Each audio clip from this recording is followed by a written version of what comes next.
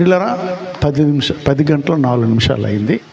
ఒక 5 నిమిషాలు ముందుగా విడిచిపెడతా, మిగిలిన సాక్ష్యం మీకు చెప్తాను. గత రాత్రి మీకు చెప్పాను, నేను పుట్టుకతో క్రైస్తవుడిని కాదు. విపరీతంగా పూజలు చేసే ఒక కోమట్ల కుటుంబంలో పుట్టిన వ్యక్తిని, ధనవంతుల ఇంట్లో పుట్టిన వాడిని, కోటీశ్వరుల కడుపులో పుట్టిన వాడిని. మా తాతగారు చాలా పెద్ద వ్యాపారవేత్త, మా నాన్నగారు ఇంకా పెద్ద వ్యాపారవేత్త, కోటీశ్వరుడు. అట్లాంటి కుటుంబంలో పుట్టిన నేను 1978 సంవత్సరంలో మద్రాసు వెళ్ళి ఇంజనీరింగ్ చేసి 3 కంపెనీలు పెట్టుకుని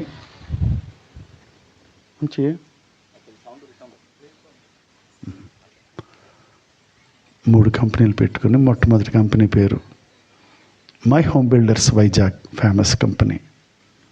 రెండో కంపెనీ పేరు మాధవి ఇంజనీరింగ్ కంపెనీ, నా భార్య పేరున ఉన్న కంపెనీ.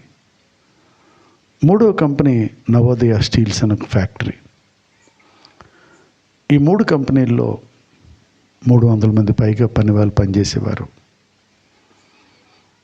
నాతో పాటు 7 ఇంజనీర్లు పనిచేసేవారు. ఇంతమంది పనిచేయటం వల్ల తక్కువ కాలంలో నేను కోటీశ్వరుడిని అయ్యాను.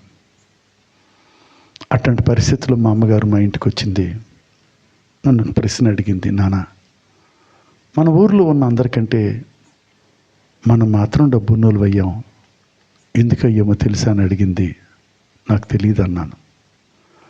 మా అమ్మ నాకు చెప్పిన మాట ఏంటంటే, నాన్న, మన కుటుంబానికి ఒక ప్రత్యేకమైన సాంప్రదాయం ఉందిరా. మనం వ్యాపారం చేసి లక్షలు సంపాదించవచ్చు, కానీ అందులో నీకు నచ్చినంత డబ్బును పక్కన పెట్టాలి. నీకు నచ్చిన స్థలంలో ఒక దేవాలయం కట్టాలి. ఆ దేవాలయానికి కూడా నువ్వు ధర్మకర్తగా ఉండాలని చెప్పింది. నాకు ఈ ధర్మకర్తలు గిరంకర్తలు నచ్చలేక నేను ఆ పని చేయలే. విశాఖపట్నం స్టీల్ ప్లాంట్లో అనుకోకుండా మాకు కొన్ని కోట్ల రూపాయల కాంట్రాక్ట్లు వచ్చాయి. బాగా డబ్బు వచ్చింది. మా అమ్మ అంటే నాకు ప్రాణం, మా అమ్మ అంటే నాకు చాలా ఇష్టం. కేవలం మా అమ్మ చెప్పిన మాట ప్రకారం విశాఖపట్నం స్టీల్ ప్లాంట్లో ఒక బ్రహ్మాండమైన అద్భుతమైన ఒక పెద్ద వెంకటేశ్వర స్వామి దేవాలయాన్ని కట్టాను. అక్కడితో ఊరుకోకుండా పక్కన ఒక బోర్డు పెట్టించా, ఈ దేవాలయపు నిర్మాణకర్త ధర్మకర్త భోగి శాంతారావు అని. యూట్యూబ్లో మీరు చూడొచ్చు. అదేవిధంగా మీరు ఎప్పుడైనా విశాఖపట్నం రైల్వే స్టేషన్లో దిగితే పక్కనే ఒక పెద్ద షిరిడి సాయిబాబా దేవాలయం ఉంటుంది. అందులోకి వెళ్ళి చూస్తే ధర్మకర్తలకు 2 పేర్లు ఉంటాయి. మొట్టమొదటి పేరు టి సుబ్బరామిరెడ్డి గారు, మా విశాఖపట్నం మాజీ ఎంపీ గారు. రెండో ధర్మకర్తగా భోగి శాంతారావు, నా పేరు కూడా మీరు చూస్తారు. యూట్యూబ్ ఛానల్లో ఆ వీడియోస్ మీరు చూడవచ్చు. ఈ రాత్రి ఎందుకు నేను ఇంత యథార్థంగా రుజువులు ఆధారాలతో మీకు నేను సాక్ష్యం చెప్తున్నానంటే, గతంలో కూడా నేను భక్తిహీనుడిని కాదు. కష్టపడి సంపాదించిన డబ్బుతో నా తల్లిదండ్రులు నాకు నేర్పిన భక్తి ప్రకారం విశాఖపట్నంలో ఇంకా అనేక ప్రాంతాల్లో ఎన్నో దేవాలయాలు కట్టి, ఎన్నో దేవాలయాలకి ధర్మకర్తగా ఉంటూ, ప్రతి సంవత్సరము తీర్థయాత్రలు వెళ్తూ, పుణ్యక్షేత్రాలు దర్శిస్తూ, వెండి బంగారు విగ్రహాలు పెట్టుకుని పూజలు పునస్కారాలు చేస్తూ జీవిస్తున్న నేను ఈరోజు ఎందుకు ఒక క్రైస్తవుడిగా మారవలసి వచ్చింది? నేనే కాదండి, నా కంపెనీలో 3 కంపెనీలు పనిచేస్తున్న 100 మంది పనివారు, నాతో పనిచేస్తున్న 7 ఇంజనీర్లు, మేమందరం క్రైస్తవులుగా మారటానికి కారణం కేవలం ఒక పని మనిషి బలిపీఠంగా మారి చేసిన ప్రార్థన ద్వారా లక్షల మంది ప్రజల మధ్య యేసయ్య కొన్ని అద్భుత ఆశ్చర్యకార్యాలు జరిగించాడు. ఆ పని మనిషి ఎందుకు ప్రార్థన చేసింది? లక్షల మంది ప్రజలతో పాటు నేను కూడా చూస్తుండగా, నా 3 కంపెనీలు పనిచేస్తున్న 100 మంది పనివారు, ఇంజనీర్లు చూస్తుండగా, యేసు ప్రభు ఏ కార్యం చేయబట్టి మేమందరం క్రైస్తవులు అయ్యామో మీకు 4 ముక్కల్లో చెప్తా. అది 2000 సంవత్సరం ఫిబ్రవరి నెల 27వ తారీఖు అర్ధరాత్రి విశాఖపట్నంలో జగదాంబ సెంటర్ అని ఒక ప్రాముఖ్యమైన సెంటర్ ఉంది. దాని పక్కనే డాబా గార్డెన్స్ అనే ఖరీదైన ప్రాంతం. ఎక్కువ బంగారం షాపులు, సెల్ ఫోన్ షాప్స్ ఉంటాయి. అక్కడ ప్రతి అంగుళం కూడా ఖరీదే. ఆ ప్రాంతంలో ఒక పెద్ద స్థలం కొన్నా. చాలా డబ్బు ఇచ్చి కొన్నాను, కొన్ని కోట్ల రూపాయలు ఇచ్చి. ఎందుకు కొన్నానంటే నా వ్యాపారం, ఇంజనీర్ని కదా. ఆ స్థలంలో అద్భుతమైన 5 అంతస్తుల భవనాన్ని డిజైన్ చేశాను. నా దగ్గర పెన్ వాళ్ళు ఉన్నారు, ఇంజనీర్లు ఉన్నారు, డబ్బు ఉంది కాబట్టి అద్భుతమైన 5 అంతస్తుల భవనాన్ని కట్టేశాను. అది 2000 సంవత్సరం ఫిబ్రవరి నెల 27వ తారీఖు అర్ధరాత్రి ఎవరు ఊహించిన రీతిలో నేను నిర్మాణం చేసిన ఆ పెద్ద 5 అంతస్తుల భవనం ఒక్కసారిగా కుప్పకూలిపోయి నేలమట్టమై పడిపోయింది. ఎప్పుడైతే అంత పెద్ద భవనం కూలిపోయిందో అందులో ఎంతమంది చనిపోయారో చూద్దామని లక్షల మంది ప్రజలు వచ్చేసారు. ఎప్పుడైతే ఆ ప్రాంతం అంతా ప్రజలతో నిండిపోయారో వాళ్ళ మధ్యకి ఈనాడు, ఆంధ్రజ్యోతి, ఆంధ్రపత్రిక, ఇండియన్ ఎక్స్ప్రెస్ విలేకరులు వచ్చారు. వాళ్ళ మధ్యకి ఈటీవీ వాళ్ళు, జెమినీ టీవీ వాళ్ళు, సన్ టీవీలు కూడా వచ్చారు. వీళ్ళందరూ చూస్తుండగా ఏం జరిగిందంటే ఆ కుప్పకూలిపోయిన 5 అంతస్తుల భవనం యొక్క అడుగు భాగం ఉన్న కిందన 4 మనుషులు బతికుండి ఏడుస్తున్నారు. ఇదంతా చూస్తున్న ప్రజలకు భయం వేసింది. పోలీసులకు ఫోన్ చేశారు. అర్ధరాత్రి చాలామంది పోలీసులు అక్కడికి వచ్చారు. వాళ్ళ వెనక ఫైర్ ఇంజిన్లు వచ్చినాయి. ఈ ఫైర్ సర్వీస్ వాళ్ళు పోలీసులు కలిపి ఆ కింద ఉన్న 4 కాపాడడానికి ప్రయత్నాలు చేస్తుంటే ఇదంతా వార్తల్లో చూపిస్తున్నారు. వార్తల్లో చూసినప్పుడు విశాఖపట్నం కలెక్టర్ గారు, పోలీస్ కమిషనర్ గారు, అధికార యంత్రాంగం వచ్చారు. ఎంక్వైరీ చేస్తున్నారు. అసలు ఈ కూలిపోయిన 5 అంతస్తుల భవనం యొక్క యజమాని ఎవరు, ఇంజనీరు ఎవరు, ఎవరి పేరు బయటకు వస్తుంది? భోగి శాంతారావు. అర్ధరాత్రి చాలామంది పోలీసులు మా ఇంటికి వచ్చారు. వాళ్ళు చెప్పారు, నువ్వు నాణ్యత లేకుండా భవనాన్ని కట్టావు, అది పడిపోయింది, దాని కింద 4 ఉండిపోయారు, లోపల ఎంతమంది ఉన్నారో తెలియదు అంటున్నారు, ఆ 4 చనిపోయారు అంటున్నారు, నేను తీసుకురమ్మన్నారంటే భయం వేసింది. ఆ స్థలంకి తీసుకెళ్ళారు. అప్పటి వరకు ప్రయత్నాలు చేస్తున్న పోలీస్ డిపార్ట్మెంట్ వాళ్ళు, ఫైర్ సర్వీస్ వాళ్ళు వచ్చారు. నాతో అంటారు, సార్ చాలా సమయం నుంచి ప్రయత్నాలు చేస్తున్నాం, ఒక్క డెడ్ బాడీ కూడా రాలేదు, ఆ 4 చనిపోయారండి అంటున్నారు. నాకు భయం వేసింది. ఇంకొక అధికారి వచ్చాడు, ఇంక లోపల ఎంతమంది ఉన్నారో, ఎంతమంది చనిపోయారో, పెద్ద పెద్ద యంత్రాలు తెప్పిద్దాం, ఆ యంత్రాల సహాయంతో కొంతమందిని బతికించవచ్చు అన్నారు. నేను అన్నాను, నా దగ్గర డబ్బులు ఉన్నాయండి, తెప్పించండి, కొన్ని ప్రాణాలను కాపాడదాం అన్నాను. పెద్ద పెద్ద యంత్రాలన్నీ వచ్చాయి. మేమందరం చూస్తుండగా ప్రయత్నాలు చేస్తున్నారు, ప్రయాసపడుతున్నారు. వాళ్ళ మధ్య నేను కూడా ఉన్నాను. ఆ రాత్రంతా ఎంత ప్రయాసపడినా ఒక్క శవం కూడా బయటికి రాలా. మరుసటి రోజు పొద్దున్న ఏ న్యూస్ పేపర్ చూసినా ఆ పడిపోయిన బిల్డింగ్ ఫోటో నా ఫోటో, ఆ పడిపోయిన బిల్డింగ్ ఫోటో నా ఫోటో. ఇదేనండి పడిపోయిన 5 అంతస్తుల బిల్డింగ్ ఫోటో. ఏ పేపర్లు చూసిన ఈ ఫోటోయే. న్యూస్ పేపర్ స్కాన్ చేసి పత్రిక విలేకరులు తీసిన ఫోటో ఇందులో వేసాం. నా సొంత ఫోటో ఏం కాదు, నా దగ్గర కెమెరా లేదు, నేను ఫోటో తీసిన పోలీసులు ఊరుకోరు. మరుసటి రోజు కూడా ప్రయత్నాలు చేస్తున్నాం, ఒక్క శవం కూడా రావట్లేదు. మరుసటి రోజు ఫోటోలు కూడా పేపర్లు వస్తాయి, రావా? ఇదిగోండి మరుసటి రోజు ఫోటోలు. ఎంత ప్రయాసపడిన ఒక్క శవం రావట్లేదు. అక్కడ ఉన్న అధికారులందరూ అన్నారు, ఎన్ని రోజులు ఇక్కడ ఉండాలి మేము? ఇంచుమించు గత 2-3 రోజులుగా ఆ కింద 4 ఆహారం ఉందా, నీళ్ళు ఉన్నాయా, గాలి ఉందా? వాళ్ళు చనిపోయారు. వాళ్ళు చనిపోవడానికి ముఖ్య కారణం నువ్వే. ఆ 4 వాళ్ళు చనిపోయే కారణం నువ్వే. కాబట్టి నేరమంతా నీ మీద పెట్టి నా కారణంగా 4 చనిపోయారని కాగితాల మీద సంతకాలు పెట్టించి నన్ను కోర్టులో పెట్టి జైలుకి పంపడానికి ఏర్పాట్లు చేస్తున్నారు. ఇదంతా దూరం నుంచి నా భార్య చూస్తుంది. మెంటల్ షాక్ వచ్చింది. పిచ్చిదైపోయి ఏడుస్తుంది, అరుస్తుంది. నేను కూడా ఏడుస్తున్న భార్య వైపు చూస్తున్నాను. నా భార్యని పిచ్చి ఆసుపత్రికి తీసుకెళ్ళలేకపోతున్నా. నా భార్య పక్కన ఇద్దరు చిన్న చిన్న పిల్లలు, 2 రోజుల నుంచి అన్నం లేక ఆకలి ఏడుస్తుంటే ఏడుస్తూ నా పిల్లల వైపు చూస్తున్నాను. నా పిల్లలకి ఎంత అన్నం పెట్టలేకపోతున్నా.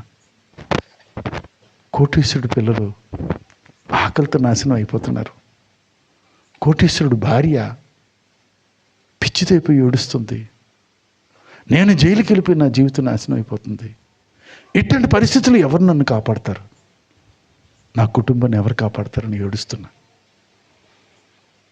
నా అన్నదమ్ములు డబ్బున్నోళ్ళే ఎందుకు భయపడి దాక్కున్నారు. నా స్నేహితులు బంధువులు ఎవరు కనపట్ల, భయం వేసింది దాక్కున్నారు. ఎవరు కాపాడతారు నాకు?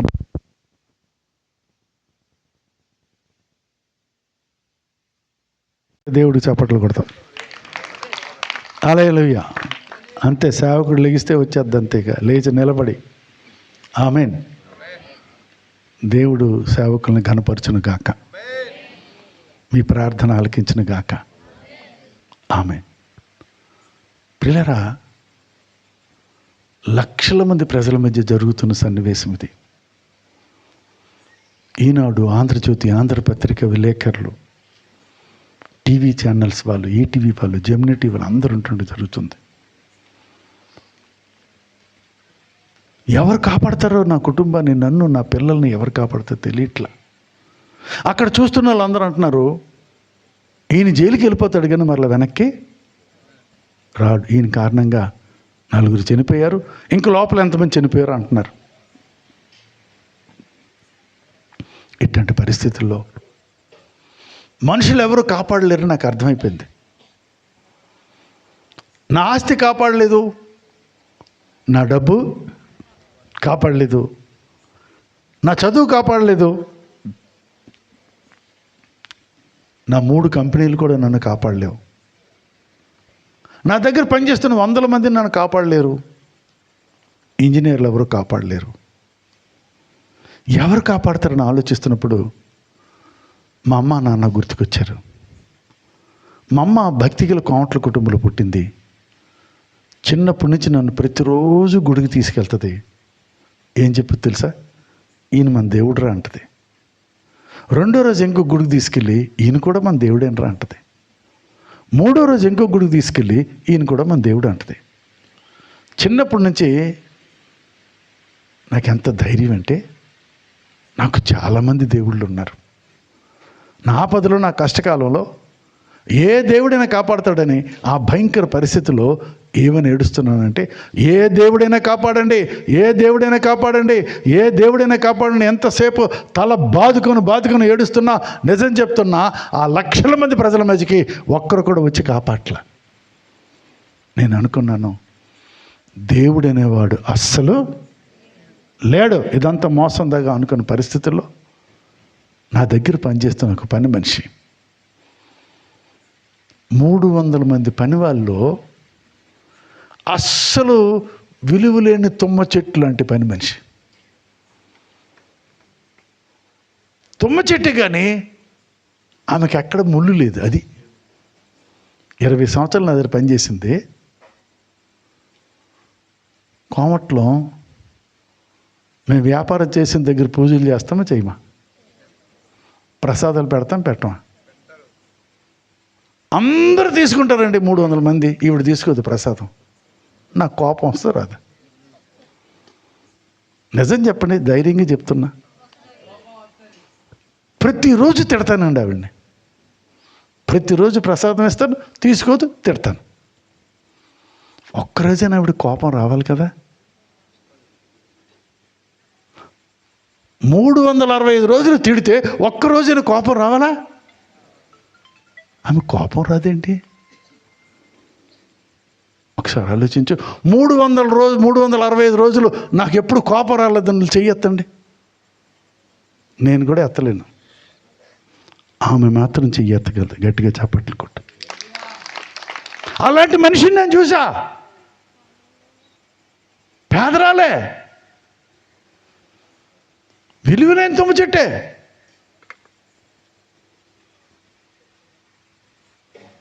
అందరం సినిమాలకు వెళ్తామండి, ఏం తక్కువలేం కాదు మేము. సీరియల్ కూడా చూస్తాం. ఆమె అంటది, అసలు సినిమా హాలే నాకు తెలియదు అయ్యగారు అంటుంది.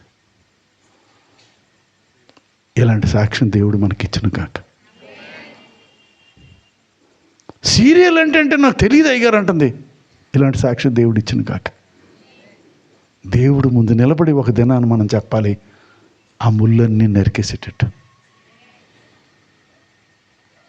ముళ్ళు లేని పనికిరాని కొమ్మలు లేని ఆమె నా కళ్ళకి బలిపీఠం అయిపోయింది. లక్షల మంది ప్రజల మధ్య దేవుడు లేడు దేవుడు లేడు అంటుంటే ఆమె పరిగెత్తుకొచ్చి దేవుడు ఉన్నాడు అయ్యగారు అంటుంది. దేవుడు ఉన్నారు అయ్యగారు, నేను ఆరాధించే దేవుడు, మాట్లాడే దేవుడు అయ్యగారు అంటుంది.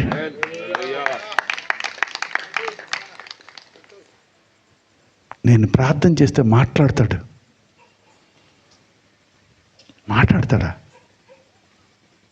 అవునే గారు, నేను ప్రార్థన చేస్తే ఈ లక్షల మంది ప్రజల మధ్యకి వస్తాడు, అద్భుతాలు చేస్తాడు. తెల్ల ముఖం వేసుకొని చూస్తున్నాను నేను. వెంటనే మోకాలేసి ప్రార్థన ప్రారంభించింది. మోకాలేసి బలిపీఠంగా మారిపోయి ప్రార్థన ఏమని చేస్తుంది తెలుసా? యేసయ్యా, నువ్వు మాట్లాడే దేవుడు కాబట్టి ఈ భోగ శాంతార గారితో మాట్లాడని ప్రార్థన చేస్తుంది. ఆశ్చర్యంగా చూస్తున్నాను, నిజంగా యేసుప్రభు మాట్లాడతాడా? ఆమె మోకాలేసి ప్రార్థన చేస్తుంటే లక్షల మంది ప్రజల మధ్య ఆకాశం నుంచి నిజంగానే ప్రభు నాతో మాట్లాడుతున్నాడు. ఆశ్చర్యపోయాను నేను. అసలు ఆయన స్వరం వింటానని ఎప్పుడు అనుకోలా. నేను ఊరికే క్రైస్తువుని అవ్వలేదండి. ఆయన స్వరం వింటున్నాను నేను. ఏమంటున్నాడు తెలుసా? నా కుమారుడా, నా కుమారుడా. అక్కడ ప్రయత్నించని చెప్తున్నాడు. ఆ మాట వినగానే ఏడుస్తున్నా. ఎందుకో తెలుసా? మీ అందరికీ తెలియని ఒక రహస్యం మీకు చెప్తా. చిన్నప్పుడు నాకు ఒక క్రైస్తవ స్నేహితుడు ఉండేవాడు. క్రిస్మస్కి ఒకరోజు వచ్చి ఒక గిఫ్ట్ ప్యాకెట్ ఇచ్చాడు. ఏముందరో ఇందులో అన్న, ఇప్పి చూడు అన్నాడు. ఆ ప్యాకెట్ ఇప్పితే అందులో కేక్ మొక్క, ఒక బైబిల్ ఉంది. మా తాతగారు ఏం చెప్పేవారంటే, నాన్న మనం కోమట్లం కదా, ముట్టకూడనివి అంటరానివి ఏదైనా ముట్టుకున్నా అంటుకున్నా ఇంటికి వచ్చి ఏం చేయాలి? మీ అందరికి తెలుసు. ఇప్పుడు ముట్టకూడని అంటరాని బైబిల్ నా చేతికి తగిలింది. నేనేం చేయాలి? చాలా కోపం వచ్చిందండి. చాలా కోపం వచ్చి, వాడి మీద కూడా నాకు కోపం వచ్చి, వాడు చూస్తుండగా ఆ బైబిల్ తీసి, ఆ కేక్ ముక్క తీసి రోడ్డు మీద బడేళ్ళు కొట్టి ఆ బైబిల్ మీద ఫూ ఫూ అని ఉమ్ముతూ ఆ బైబిల్ని కాళ్ళతో తొక్కుతున్నా. నిజం. రేపు అక్కడైనా నేను చెప్పాలిగా. బైబిల్ని కాళ్ళతో తొక్కుతున్నానంటే ఎవరిని నేను తొక్కుతున్నట్టు? కాళ్ళతో తొక్కిన దేవుడు నన్నేమని పిల్లాలి? నిజం చెప్పండిరా. మొక్కలు చేయాలి నన్ను. నా మీద పగ తీర్చుకోవాలి. అందుకే ఏడుస్తూ పాడతాను తెలుసా? నీకు బహుదూరమైన నన్ను చేరదీసిన తండ్రివయ్యా. అనుభవిస్తే నీకు అర్థమవుద్ది. అప్పుడే నువ్వు ఏడుస్తూ హృదయపూర్వకంగా పాడగలవు. అనుభవిస్తే ఆయన ప్రేమ అర్థమవుద్దయ్యా. ఈ 70 సంవత్సరాల వయసులో హాయిగా ఇంటి దగ్గర కూర్చొని నా సంఘాన్ని చూసుకొని 3 పూటలు తిని, నా ఇంట్లో ఎక్కడ చూసినా ఏసీయే. నా పిల్లల్ని అన్యాయం చేయలేదైనా. నా కొడుకు ఇంజనీరు, నేను ఇంజనీర్ని, నా కోడలు ఇంజనీరు, నా కూతురు ఇంజనీరు, నా అల్లుడు ఇంజనీరు. మాకేం తక్కువండి? నేనేం చేశాను తెలుసా? సమస్తం విడిచిపెట్టి వాళ్ళ దగ్గర కూడా చేయి చాపను. నేను పౌరుషం కలవాడిని. నా కూతురు దగ్గర చేయి చాపను, అల్లుడి దగ్గర చేయి చాపను, దేవుడికి అవమానం. నా కోడల దగ్గర చేయి చాపను, నా కొడుకు దగ్గర చేయి చాపను. దేవుని సేవలో వచ్చిన దాంతో నేను బతుకుతా. ఇది నా తీర్మానం. అవసరమైతే ఎర్రబస్ ఎక్కిపోతా, లారీ ఎక్కేస్తా. ఇది నా తీర్మానం, సమర్పణ. అన్నీ ఉండి కూడా లేని వాళ్ళకి వేసే బతికాడు. నేను అలా ప్రయత్నం చేస్తున్నా.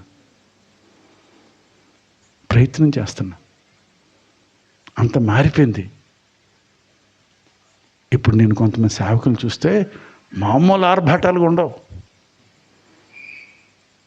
4 రెస్టారెంట్లు ఉంటారు, మంచినీళ్ళు అందించిన వాళ్ళు ఒకరు, బైబిల్ పట్టుకున్న వాళ్ళు ఒకరు, మీటింగ్కి పిలిస్తే 6 మంది వస్తారు. రాను పోను కార్లకి ఖర్చులు ఇవ్వాలా, ఆయిల్ ఇవ్వాలా, టోల్ గేట్లు కట్టాలా. విశాఖపట్నం నుంచి ఇక్కడికి వస్తే ఎంత అవుద్ది ఆలోచించు. యేసు ప్రభుకి అన్నీ ఉండి ఎప్పుడు నడుచుకుని వెళ్తున్నాడంట. గట్టిగా చప్పట్లు కొట్టు.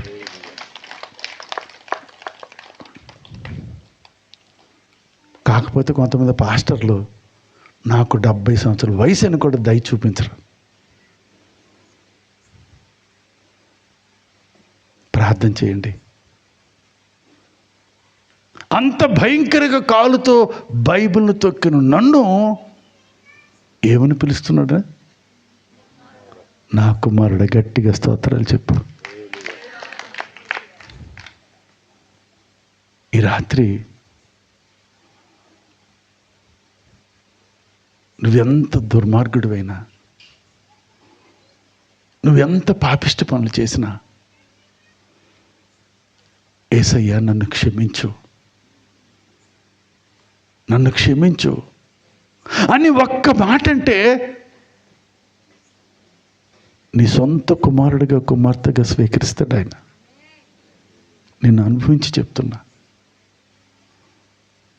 పిల్లరా. ఆ స్వరం వినంగానే నేను ఏడుస్తున్నానండి.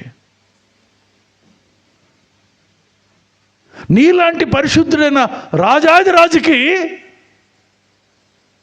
నేను కుమారునేటయ్యా. పైగా అంటున్నాను, నువ్వు నిజంగా యేసుప్రభువేనా? నువ్వు నిజంగా యేసుప్రభు అయితే ఎక్కడ తవ్వాలో, ఎక్కడ ప్రయత్నం చేయాలో స్థలాన్ని నువ్వు నాకు చూపించని అడిగితే ఎంత ప్రేమ. అడగంగానే నా ముందరే మట్టిలో నుంచి, భూమిలో నుంచి ఒక గొప్ప వెలుగును రప్పించాడండి. మట్టిపోయింది,